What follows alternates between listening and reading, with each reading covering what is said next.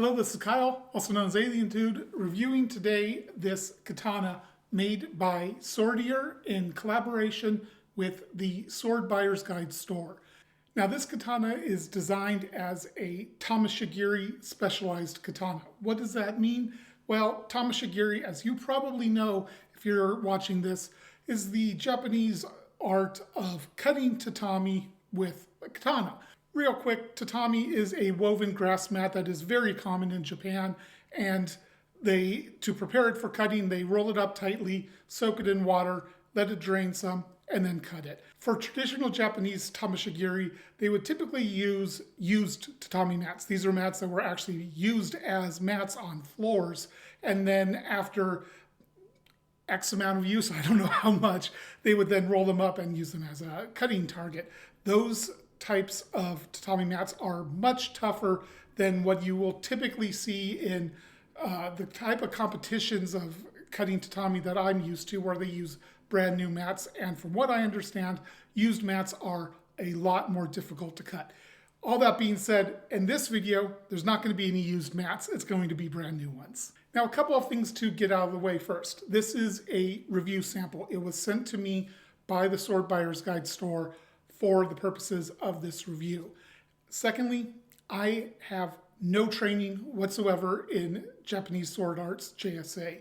I am very much an average person when it comes to using swords. I don't have really any training in it at all.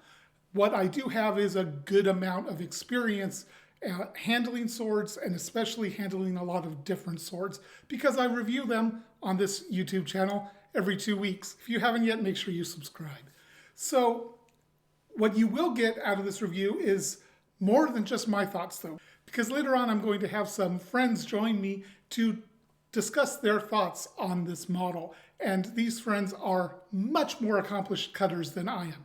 Now, I will say neither of them are Japanese sword experts either, I don't believe, but they are certainly better at using swords to cut tatami than I am, that's for sure. So this sword retails on the SBG store for $250. There's two different models that are like this one that are through hardened, just different Koshirae. There's two more models that are differentially hardened. Those sell for, I believe, $30 more. These just came out. At time of recording, it was a 10% off sale going, so you could get that dropped a little bit lower. I can't say for sure if that's still going to be going when you watch this video, though. So this sword did come with your very basic sword bag that comes on most katana that make it out of Longchuan, which is where this sword was made. I think this is nylon. There's not really much to talk about it, honestly. I have a ton of them in my closet. It has a saya. This is a glossy black saya with a pretty standard sageo, maybe a bit thicker. Yeah, a bit thicker and a bit nicer than you'll oftentimes see on very low-end katana. And overall, the fit is pretty good. There's a little bit of rattle there, but not too much, especially at this price point. Takes very little effort to flick it out with your thumb. If I hold it upside down, shake it, doesn't come out at all. That's a good fit there. This glossy black lacquer on here does attract fingerprints a lot, though, so something to be aware of, especially if you want to do iaido with it, practice with it, and really, you're going to run your hands along it a lot. It's going to collect fingerprints. The draw is pretty smooth. There's some bumpiness to it, but it slides in and out reasonably nicely. The ito on here is cotton, and it has hishigami used in the wrap, which is little pieces of paper that are inserted under the folds that help shape the ito wrap, and also generally, if done right, help maintain tightness and durability of the ito wrap. The tightness out here is all right. It's not outstanding. It's not the best I've ever seen, but it's also far from the worst. It's a very much an acceptable level of tightness. And overall, I think it's well done, especially at this price point. The knot at the end here is a little bit bunchy, but that's pretty normal in this budget range. The fittings are brass. I don't really know how to describe them, kind of like a crackle pattern a little bit. There's a good amount of casting flaws, and where you can see where they cleaned up the casting lines. There's not a ton of great casting here. These are not high quality fittings. $250, you can't really expect high quality fittings. And frankly, on a sword that is designed for tameshigiri, beauty definitely takes a backseat to functionality. From what I can say is everything's tight. There's no looseness in any of the Koshirae. The transitions where the Ito goes to the Fuchi and to the Koshira are done pretty well, especially the Fuchi. This is very smooth and nicely even. There's no ledges there. The Ito does bunch up a little bit towards the Koshira, but that's okay because there's no ledges on the Koshira to catch the fingers. The Tsuba is a pretty basic one. It's got this design that looks to me like it's been laser cut out. One thing I can say is that all the corners here are, while they are crisp, I haven't felt any problem of them catching my finger or anything like that. They are crisp enough that if your finger was small enough to get caught in here somehow, it wouldn't feel very good. So I don't know why your fingers would be getting caught in there though. A little bit more on this later. So moving on to the blade. You may not be able to tell just from looking at it, but this is a wide katana. That's part of what is the design behind a tameshigiri katana. There is a pretty famous video, I'll see if I can find it. If I can, it'll be on screen right now, of various people in Japan doing some tatami cutting, and this one guy brings out a exceptionally wide katana and then just cuts through a ton of mats with ease. That's kind of what inspired this katana from what I understand. Now this is not nearly as wide as that one, but this is definitely wider than your typical Chinese-made katana. Now it is through hardened. Like I said, I believe it's 65 MN steel. It does have a abrasive hamon. This is not a real hamon because it is through hardened. It's straight, it's mimicking a Seguha hamon. I'm not a fan of abrasive fake hamons. This is probably one of the better ones I've seen because it's very much not in your face. It's just a simple one. If you're going to do a fake hamon, I think a Seguha is a good idea.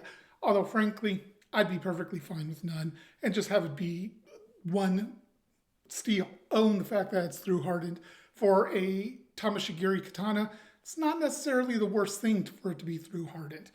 When you're talking about cutting tatami, there's trade-offs of which you have through hardened or differentially. Through hardened is going to be more forgiving of bad cuts. If your edge alignment's off and you impact the tatami with the edge off, the sword's going to spring back to true much better than a differentially hardened katana. That's one of the things about differentially hardened is that if they bend, they usually take a set, whereas through hardened will usually spring back to shape. Now, differentially hardened can have a harder edge because the edge is very hard, the spine is soft. That generally means that you don't need to sharpen a differentially hardened katana as much. Well, that's the trade-off here. This one is through hardened, so it's going to be more forgiving of bad cuts. Probably won't have as good of edge durability, or it'll need to be resharpened more often than a differentially hardened katana. Looking at the aesthetics of the blade, this is what I would consider to be a dull mirror. I can definitely see my face in it, but it's definitely a dull. It's not particularly bright and reflective. It has very, very little rippling on the surfaces anywhere. There's a couple spots where I do feel one, and then there's one spot up near the Kasaki where the Shinogi G kind of wavers just a little bit. Other than that, the lines are very straight and clean.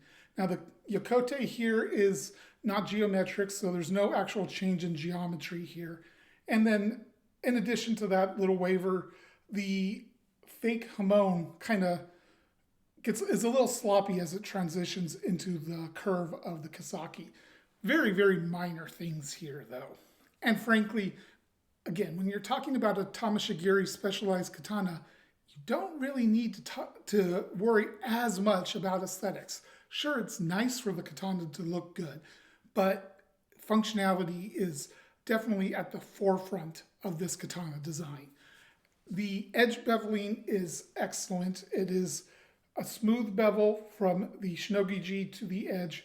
There's no Niku here at all. So there's not much meat behind the edge. So this is definitely more of a light target cutter, a tatami cutter.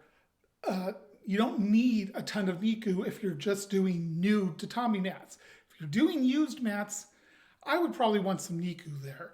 But this one is definitely does not seem to be designed for toughness in the edge because, like I said, there's no Niku there. The edge is very, very sharp, though. One of the sharpest katanas I've received, and it is shaving sharp. I was able to get it to shave a few hairs off my arm, which is very unusual, frankly, on pretty much any brand new sword. So let's talk about cutting with this sword. Before getting into tatami, I did take it into my backyard and cut my typical targets, which would be a variety of different plastic bottles, some paper containers, and that kind of thing. And this sword cut through them all with ease, delivering very clean cuts, very smooth, satisfying cuts. It took the paper containers. Those are oftentimes quite difficult to cut with a production sword because oftentimes they don't have the sharpness necessary to really slice through the paper. They end up tearing or just bashing the target. This sliced through them, no problem whatsoever. Overall, it cuts light targets in the backyard very, very well. But how does it do on tatami? That's what we're here for, right? This is a tameshigiri katana. It is designed to cut tatami. So we're going to do some tatami. We're going to do quite a bit of tatami, a lot more than I normally do when I cut it. Because along with this sword, the SBG store also sent 20 tatami mats. But they didn't send them to me, they sent it to my friend Ryan. So they sent him the mats so that we could collaborate and both take turns on the tatami and get both of our thoughts on how it cuts. So let's get to that now. Ryan is a gold medalist at Combat Con's advanced cutting, so he knows far more about cutting than I do. What are your thoughts, Ryan? Frankly, I was really impressed. It cuts extremely well. It's been very robust. We definitely put it through its paces, and we weren't easy on it. Yeah. It stayed tight. It's stayed fairly comfortable, not only in the hand, but just in hand feel. And I've been very impressed.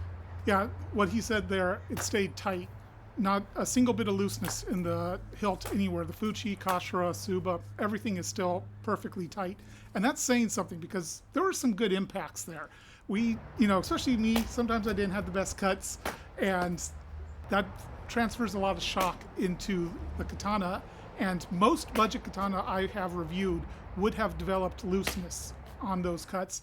Oftentimes they would develop looseness on nothing but more than hitting water bottles. So the fact that this could take impacts against dowels that were pretty strong, pretty heavy, says a lot for it. The poplar dowels didn't really soak all the way through, and there was a lot of impact in there. And some of my cuts weren't perfect either. But the sword stayed straight. It didn't take a bend, which through hardened, I expect that. But there aren't any rattles whatsoever. It feels just as tight as when you brought it over. Yeah, and I should mention, about halfway through the cutting, I'm sure I'll put it on screen, Ryan did strop the edge on the katana just to bring it that extra little bit of sharpness. But frankly, straight out of the box, it was sharp enough to compete with, in my opinion. Yeah, and we did some testing with a dowel before and after stropping, and quite frankly, I couldn't tell much of a difference. I think maybe the cuts were a little bit cleaner. I think the bigger difference was maybe when we were going very slow, doing slow cutting, but it was very sharp and it cut really well. That slow cutting, by the way, that was Ryan's idea, and I really liked that idea. It really gives you an idea of how much power is needed with that sword to deliver the cuts. The idea was slowly reduce power until it failed the cut because you weren't delivering enough. Frankly, it didn't really fail any of the cuts doing that. So you don't need very much power to get through tatami with just simple cuts. They weren't, when I went to the middle house, those are my bane.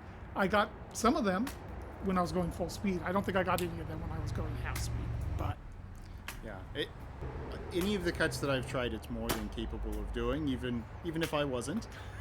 So it definitely helps you, and I think from a perspective of letting the sword do the work by setting it up correctly, the sword was same. yes.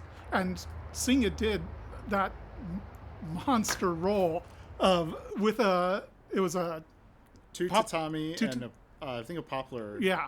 And it sang through those quite easily. I was not expecting to get all the way through, frankly, and I did. It went through, it cut the poplar, and again, the poplar was not soaked all the way. We were looking at the actual grain, and you could see it was like an eighth of an inch soaked through, and the rest of it was dry. So that's not an easy target to cut through. And it's one that I kind of expected the Red Baron to do well with. I mean, And it did. And it did, of course, right? And I think before we even started cutting, I said, I wouldn't be surprised if this didn't make it all the way through. And yet it did. And it did on, frankly, all of our cuts. Yeah, pretty much any failed cuts were not the sword's fault at all.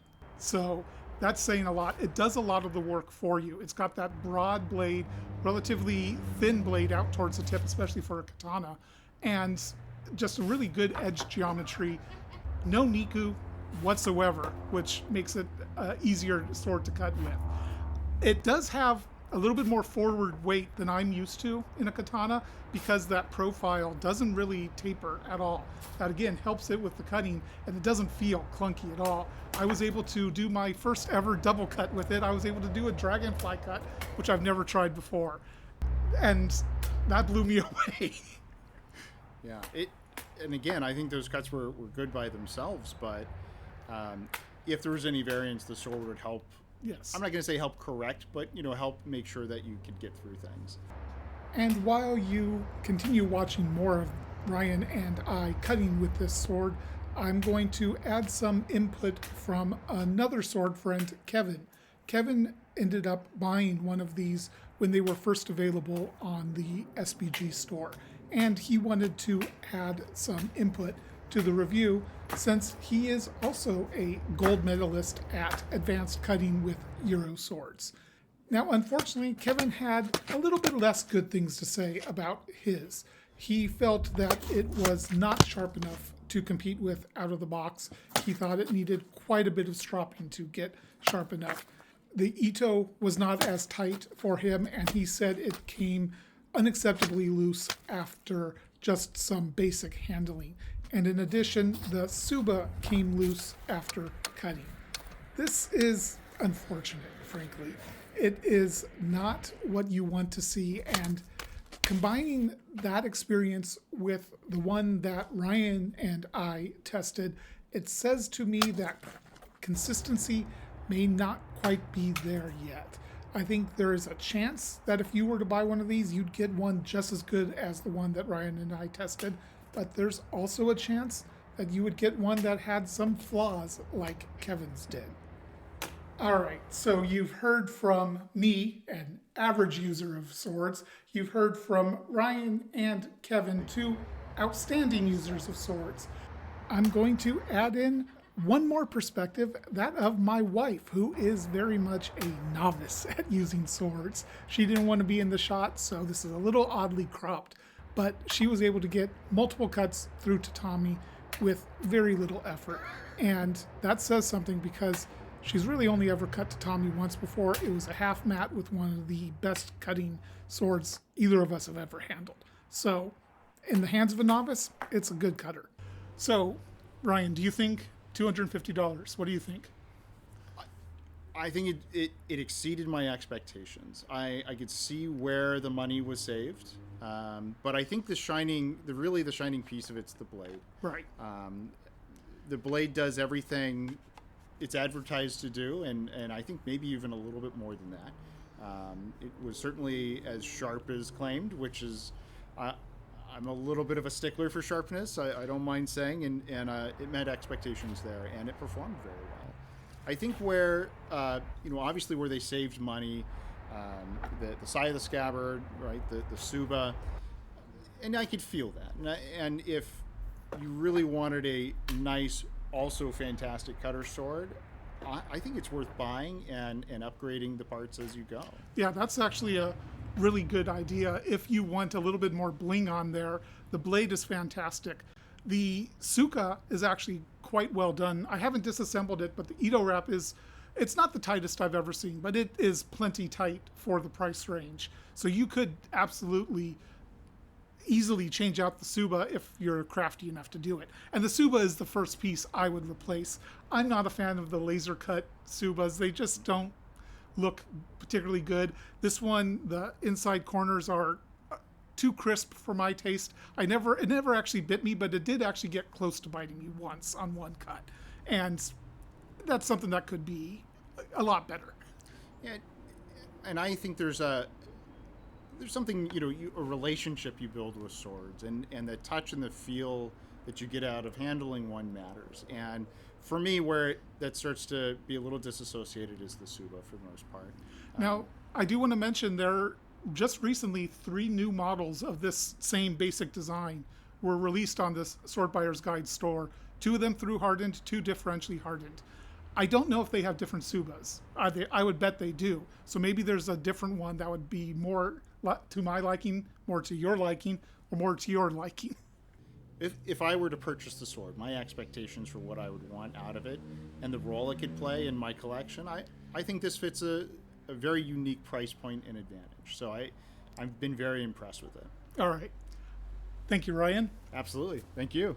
So just a couple final thoughts that I want to add in here after getting Kevin's input, which was received after talking and cutting with Ryan. When you're talking about a $250 sword, there's always compromises.